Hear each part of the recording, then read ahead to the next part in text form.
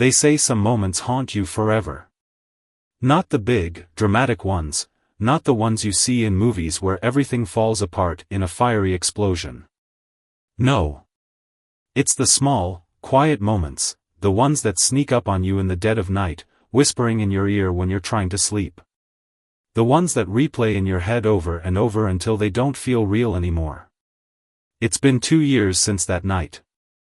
2 years since I held that damn jar in my hands, feeling its weight like a ticking bomb.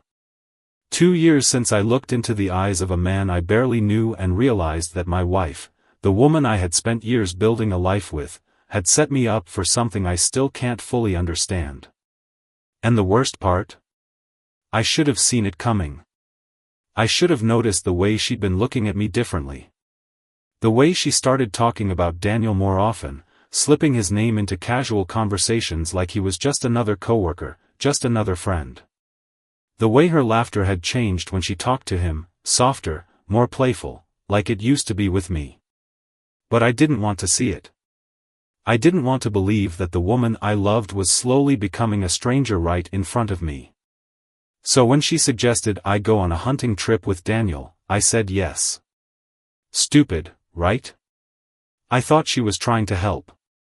I thought maybe she was trying to fix whatever was broken between us, give me some kind of escape from the distance that had been growing between us for months. But that trip wasn't about fixing anything. It was about breaking me. And when I say I couldn't believe what she wanted me to do with that jar, I mean it in a way that shakes me to my core. I mean it in a way that still makes my hands tremble when I think about it. Because that jar, that damn jar, was never just a jar. It was a test. A message. A trap. And the moment I opened it, I knew my marriage, my life, hell, the person I thought I was, would never be the same again. Now I have to ask you. What would you have done? If you were in my shoes, standing in the middle of nowhere, staring at a truth so twisted you couldn't wrap your head around it, would you have walked away? Would you have fought back? Or would you have done the unthinkable? Before you answer, let me tell you the whole story. Because trust me, you're not ready for what comes next. If you love true infidelity stories that will leave you speechless, make sure you subscribe and turn on that notification bell. I promise you, this one is going to mess with your head. And when you hear the full story, tell me in the comments, what would you have done in my situation? I guess I should start at the beginning. Or at least, the part where things started feeling off. Rachel and I had been married for 8 years. 8 years of love, routine, and, if I'm being completely honest, slow, creeping distance. The kind of distance that doesn't happen overnight. It's not dramatic, it's not loud. It's quiet. A slow unraveling. One day, you wake up next to the person you swore you'd love forever, and they feel different. Not because they've changed in some obvious way, but because something's missing, and you can't even put your finger on what. That was us. I worked long hours, always pushing for something better, better pay, better opportunities, better security for us. I thought I was doing the right thing, being a provider. But what I didn't see, what I refused to see, was that while I was chasing stability, Rachel was slipping away. She wasn't the same woman I married. The light in her eyes had dimmed. Her laugh, God, her laugh, became something I barely heard anymore. And when she did laugh, it was different. Softer. Quieter. But not with me. With me, there were sighs. Long pauses. Conversations that started and ended in single sentences. But with him? With Daniel? She was alive. Daniel. I should have paid more attention to him when he first entered our lives. He was her coworker, just another name she mentioned here and there. At first, it was casual. Nothing out of the ordinary. But then, his name started showing up more often. Little things. Subtle things. Like the way her face would light up when she talked about something funny Daniel had said at work. Or the way she'd mention that he just gets her in a way she didn't even have to explain. I brushed it off. Of course, I did. What kind of man wants to believe that his wife is drifting toward another man? That she's laughing with him in ways she doesn't laugh with you? That she's confiding in him about things she doesn't even bother bringing up at home? So, I ignored it. I told myself I was being paranoid. I told myself that I was overthinking. That Rachel was just being friendly. But deep down, I felt it. That slow, burning feeling in the gut of every man who knows, even if he won't admit it. That unspoken knowing that you're losing something, and you don't know how to stop it. Then, one evening, out of nowhere, Rachel suggested I go on a hunting trip with Daniel. Her exact words? "You've been so stressed lately. You should get out, clear your head. You and Daniel would probably get along great if you gave him a chance." A chance? A chance for what? I remember just staring at her. Something about the way she said it didn't feel right. It wasn't just a suggestion. It was a push. She wanted me to go. Why? Why was she pushing me toward this man? The thought crawled under my skin like an itch I couldn't scratch. But instead of questioning it, instead of pressing her for answers like I should have, I did what I always did. I ignored it. I told myself I was overreacting. I told myself this was just Rachel trying to help. That maybe, just maybe, this was her way of trying to reconnect with me. So, like an idiot, I said yes. I agreed to go on a trip with the man whose name was already living rent-free in my wife's mouth. I had no idea what I was walking into. But looking back, I should have known. The morning of the trip, Rachel kissed me on the cheek. It was the first time in months. "Have fun," she said, smiling. But there was something in her eyes. Something I couldn't quite read. Nervousness? Excitement? Guilt? I told myself I was imagining it. Daniel picked me up in his truck, all smiles, like we were old friends. He was a little too enthusiastic, his handshake a little too firm, his energy a little too forced. "Gonna be a hell of a weekend, man. Just you and me, out in the wild." I just nodded. What was I supposed to say? I barely knew the guy. The drive was long, and silence would have been better than the forced small talk. "Rachel tells me you used to hunt all the time," he said, gripping the wheel like we were about to discuss something important. "Not really," I muttered. "Been a while." He chuckled. "Yeah, she mentioned that. Said you've been busy." Something about the way he said that, busy, felt wrong. I glanced at him, trying to read his expression, but his eyes were on the road. "Rachel talks about you a lot," he continued. "Says you're one of those guys who puts his head down and gets things done. Real dependable. Real, committed. Committed."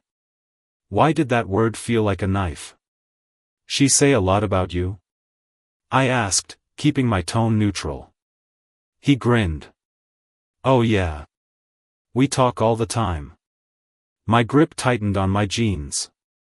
By the time we reached the woods, the air was heavy, thick with something unspoken. I felt it in my chest, pressing down. The first few hours were uneventful. Just the two of us, walking through the trees, rifles in hand, pretending like this was normal. But it wasn't. Nothing about this was normal. Daniel was too friendly. Every joke felt too personal. Every question about Rachel felt too calculated. And every time I looked at him, I saw something else. Something beneath the surface. A quiet confidence. Like he knew something I didn't. By sundown, we had set up camp. A fire crackled between us, throwing flickering shadows against the trees. Daniel took a long sip from his flask before offering it to me. I shook my head. "Suit yourself," he said, stretching out his legs. Then, out of nowhere, "So, what do you think about open-minded relationships?" My stomach dropped. "What?" He shrugged. "You know. The whole, non-traditional thing. Some couples like to explore. Rachel and I talk about that kind of stuff sometimes." "Rachel and him?" My jaw clenched so tight I thought my teeth might crack. "What exactly do you and my wife talk about, Daniel?" He smiled like I had just asked him if the sky was blue. "Oh, you know. Just life. Love. Marriage. What keeps it exciting? What makes people happy?" Something inside me snapped. "Why the hell does my wife talk to you about our marriage?" He let out a slow breath, like he'd been waiting for this moment. "Because she trusts me."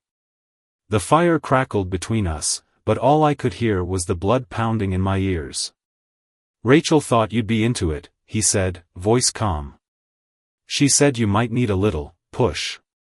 A push? I felt sick.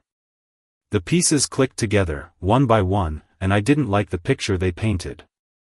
Rachel had sent me here, with him, for a reason. And I was starting to realize that whatever that reason was, I wasn't ready for it. The fire flickered between us, casting shadows that danced across Daniel's face. His expression was calm, too calm. Like a man who had all the answers while I was still fumbling in the dark. My heart pounded, my hands curled into fists on my lap. "She trusts me." Those words kept echoing in my head, looping over and over until they didn't even sound real anymore. Trust. What the hell did he mean by that? What had Rachel told him? What had they done? I wanted to believe this was some kind of sick joke, that Daniel was just messing with me, testing me, pushing buttons to see how I'd react. But deep down, I knew better. There was something in the way he spoke, the way he looked at me, like he knew more about my wife than I did. A slow, crawling sickness started in my gut. Had Rachel betrayed me? The thought hit me like a punch to the ribs. I pictured her, Rachel, laughing, whispering, confiding in him. Talking about me like I was just some background character in her life. Like Daniel was the one she really connected with. I gritted my teeth, my breath coming in slow, uneven drags. No. No, it couldn't be true. I knew my wife. I knew her heart. Didn't I? But if that was true, why was I here? Why had she sent me alone with Daniel? Why had she pushed for this trip like it was some kind of grand idea, some favor to me? I clenched my fists tighter. Had she planned this? Had they planned this? The thought made my stomach turn. A sharp crack broke the silence, the sound of Daniel unscrewing the lid of his flask again. He took a slow sip, watching me, and then, he reached into his bag. I tensed, every muscle in my body going rigid. He pulled out a small, dark glass jar. Set it down between us. And then he said the words that made my skin go ice cold. "Rachel said you'd know what to do with this." My breath stalled in my throat. The world around me faded, the trees, the fire, the night sky above. None of it existed anymore. Just the jar. Just his words. Rachel said. I'd know what to do with it. I didn't move. I couldn't. Because I didn't know what the hell was happening. I didn't know what was inside. I didn't know what she wanted from me. But I knew, that whatever was in that jar, whatever this was, it was about to change everything. And suddenly, I wasn't just angry anymore. I was terrified. The jar sat between us, silent but heavy. It wasn't big, wasn't fancy, just a small, dark glass container, the kind that could hold anything or nothing at all. And yet, it felt like it weighed 1,000 pounds. Rachel said you'd know what to do with this. Daniel's words played over and over in my head, wrapping around my thoughts like vines, choking out every rational explanation I tried to grasp. What the hell did that mean? My fingers twitched, aching to grab the jar, to throw it into the fire, to smash it against the nearest rock and be done with it. But I didn't. Because I was afraid. Afraid of what was inside. Afraid of what it meant. Afraid that whatever was in that jar was going to confirm the thing I had been trying so desperately to ignore. Rachel wasn't just distant. She wasn't just drifting. She was gone. I reached out, my fingers brushing against the cool glass.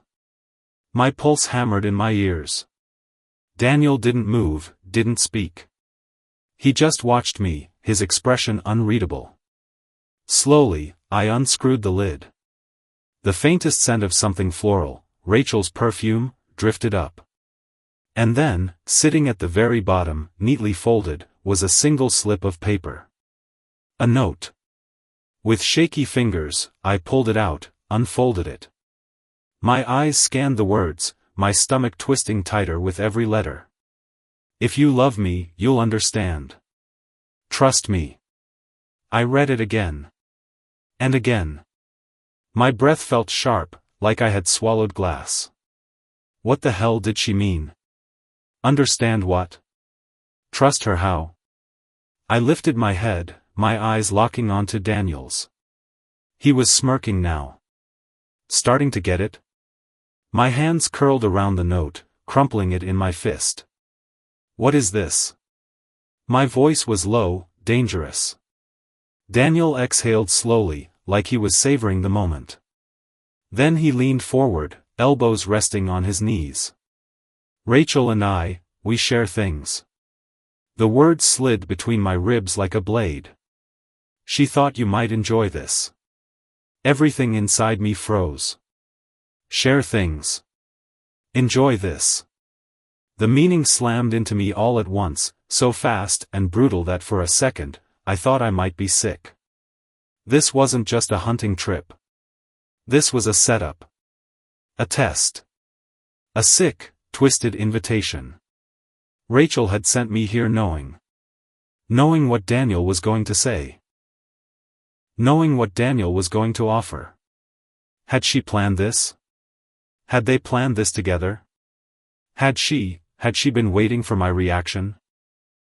I felt the world tilt beneath me, my reality shifting into something unrecognizable. My wife. My marriage. My life. Was she offering me up? Was she hoping I'd say yes? Or worse? Had she already decided for me? I felt my pulse hammering in my throat, my vision narrowing until all I could see was him, that smug look, that knowing smirk, the way he sat there so goddamn relaxed, like none of this was strange or wrong or completely destroying my entire world. My hands curled into fists, fingernails digging into my palms. I wanted to hit him. Hard. I wanted to wipe that smirk off his face. What the hell are you talking about? My voice was low, sharp, shaking. Daniel sighed, shaking his head like I was some confused child struggling with basic math. You don't have to be scared, he said, voice smooth, too calm. Too familiar. Rachel thought you'd love it. The words slithered over me like oil, thick and suffocating. Love what? This? This sick game? This trap? A slow, creeping sickness spread through my chest. Rachel knew. She'd sent me here, knowing exactly what Daniel was going to say, knowing what he was going to offer. And now he sat there, watching me, waiting. Waiting for what? For me to give in.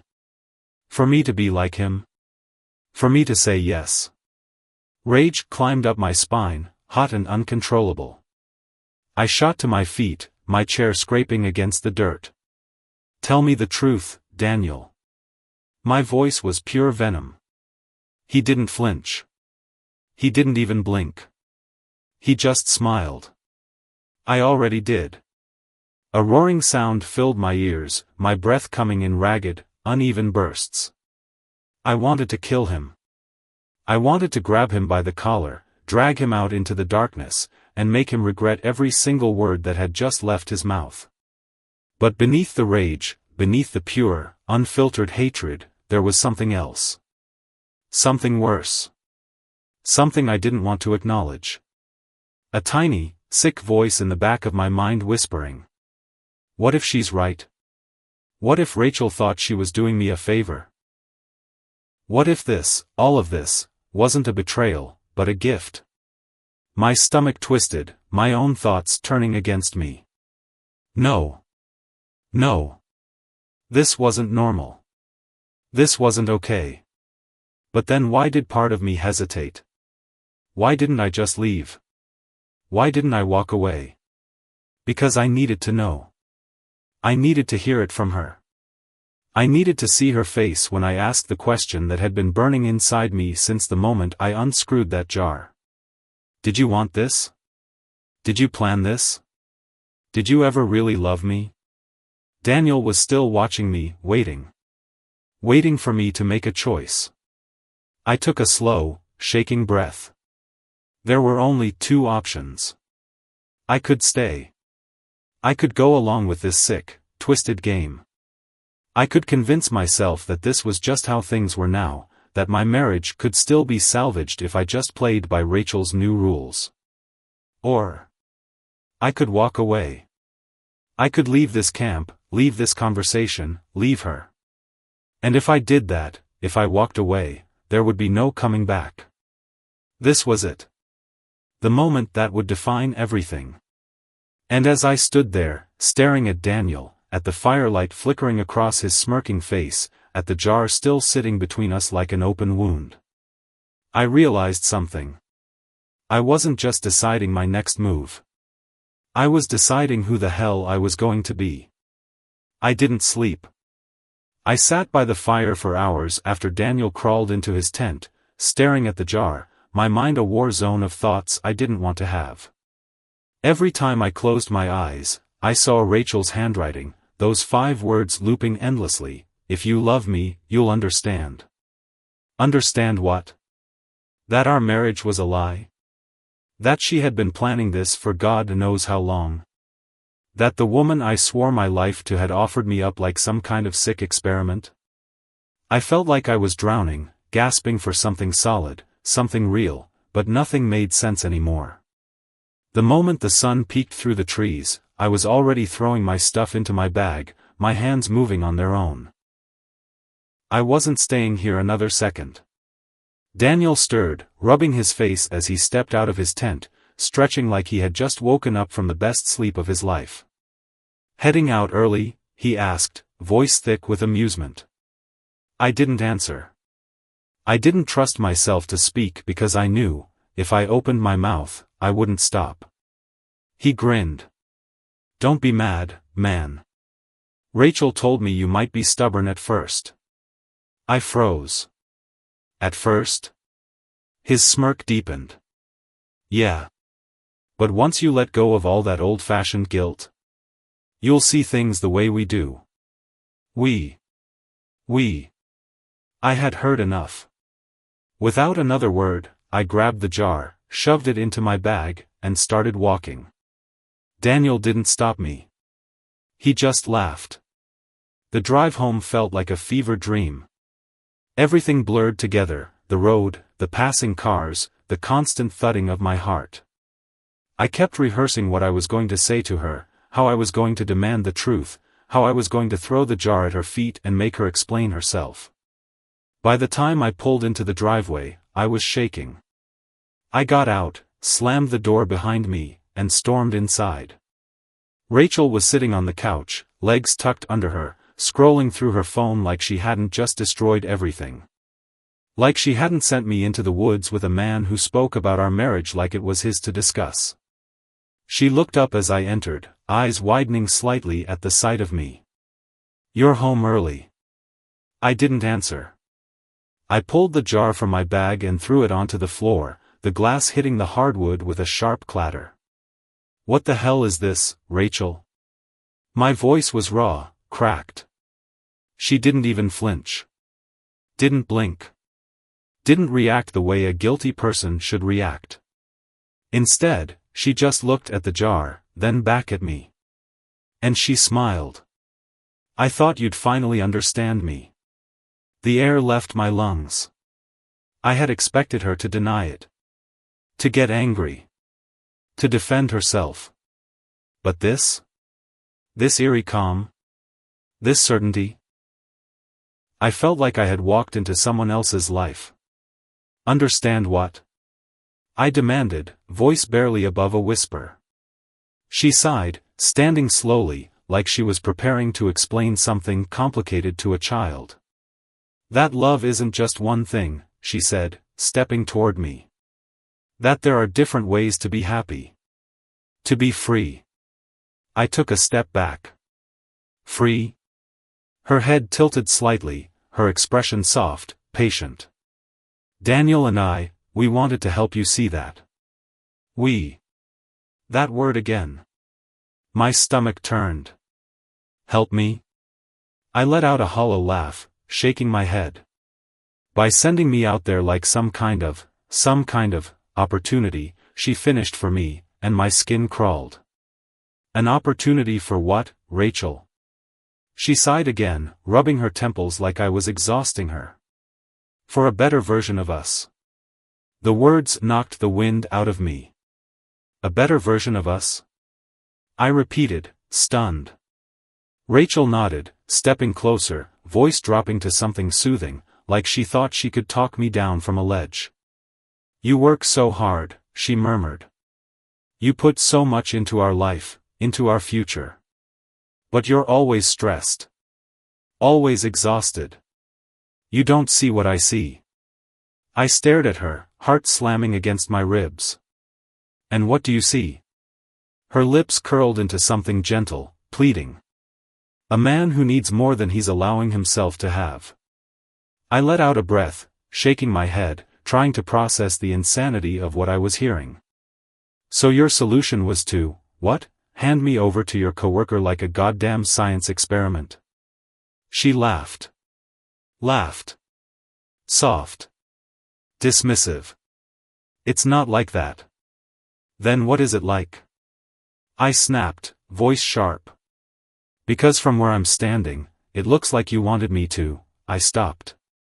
I couldn't even say it. She smiled again. To feel what I feel. The room tilted. Silence hung between us, thick and suffocating. She had said it so plainly. So easily. Feel what you feel? I repeated, voice hollow. She nodded. Daniel and I, we have something special. My stomach plummeted. There it was. The truth. I opened my mouth, but no sound came out. I had suspected. I had known. But hearing her say it so effortlessly, broke something inside me I didn't even know could still break. She reached out, fingers grazing my arm. I didn't do this to hurt you, she whispered. I did this to set you free. And in that moment, I realized something. I had been so focused on whether or not Rachel was cheating. So consumed with the idea of her betrayal. But I had missed the bigger picture. Rachel hadn't just betrayed me. She had been manipulating me from the start. This wasn't just infidelity. It was control. And for the first time, standing there in that living room, watching her watch me, I wasn't sure who had lost more, me or her. Because whatever we had before this, it was dead now. And there was no coming back. I don't remember how long I stood there. Rachel kept talking, but I wasn't listening anymore. The words coming out of her mouth felt distant, muffled, like I was underwater. My body was in that room, but my mind had left. It had retreated into the past, dragging me through every single moment that had led me here. Had our marriage ever been real? Had I missed something? Had I been blind all along? I tried to rewind, to trace my steps, to find the crack where everything started falling apart. Was it when she started coming home later, brushing it off as work? Was it the way she stopped touching me absent-mindedly, the way she used to? The little things, a hand on my back as she passed by, fingers in my hair as we sat on the couch, had all disappeared. Had it been dying for years, and I just didn't see it? Or worse, had it ever even been alive? The thought made my stomach turn. I had spent years building a life with her, believing in us, trusting that even in the hard moments, even when things got distant, we were still in it together. But now, it felt like I had been a passenger in my own life. A man walking beside his wife while she had been living in an entirely different world. I sat down on the edge of the bed, elbows on my knees, hands dragging down my face. The jar sat on the nightstand, just staring at me. That small, insignificant-looking thing had become a symbol of something I couldn't even fully name. I hated it. But I couldn't stop looking at it. Rachel's note was still inside, folded neatly, like it hadn't just detonated my entire life. If you love me, you'll understand. Trust me. What the hell was I supposed to understand? That love meant giving up control. That trust meant accepting anything she threw at me. That I had never really known her at all. I ran a hand through my hair, exhaling a breath that felt too heavy for my lungs. There were so many questions, and none of them had answers. Was Rachel always capable of something like this? Or had I done something to push her here? Had I made her feel trapped? Had I made her believe this was the only way to fix what was broken? I wanted to be angry. I wanted to hate her. And I did.